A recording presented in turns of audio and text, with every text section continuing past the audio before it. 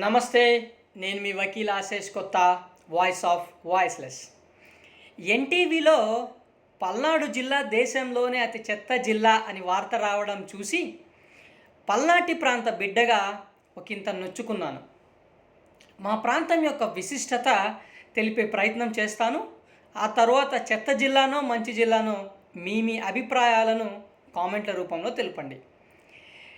చిన్న చిన్న రాళ్ళు చిల్లర దేవుళ్ళు, నాగులేటి నీళ్ళు నాపరాళ్ళు, సజ్జజొన్నకులు సర్పంబులను తేళ్ళు, పల్నాటి సీమ పల్లెటూళ్ళు అని కొండవీటి రెడ్డిరాజుల ఆస్థాన కవి అయినటువంటి శ్రీనాథుడు పల్నాడుని ఈ విధంగా కీర్తించాడు.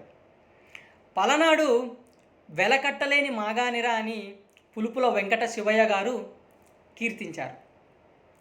1182వ సంవత్సరంలో మా పల్నాడు ప్రాంతంలో జరిగిన యుద్ధం యొక్క సారూప్యత మహాభారతానికి దగ్గర పోలికలు ఉండడంతో ఈ యొక్క యుద్ధాన్ని ఆంధ్ర భారతంగా చరిత్రకారులు కీర్తించారు.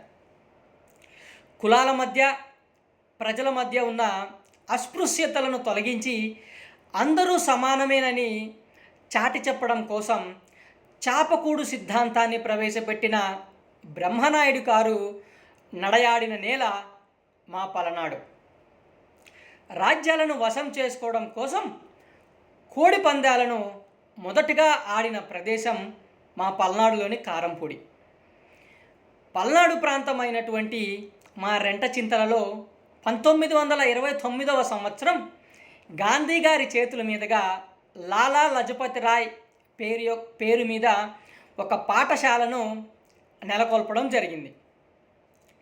ఇంటికిద్దరు ఇంజనీర్లను, డాక్టర్లను ఇచ్చి సమాజానికి ఇతోధికంగా తోడ్పాటు అందిస్తున్న ప్రాంతం మా పల్నాడు. ఇంతటి ఘనకీర్తి, ఘన చరిత్ర, ప్రాశస్త్యం కలిగిన ప్రాంతం మా పల్నాడు. ఇప్పుడు చెప్పండి, పల్నాడు జిల్లా దేశంలోనే చెత్త జిల్లానో మంచి జిల్లానో? ధన్యవాదాలు. నమస్తే.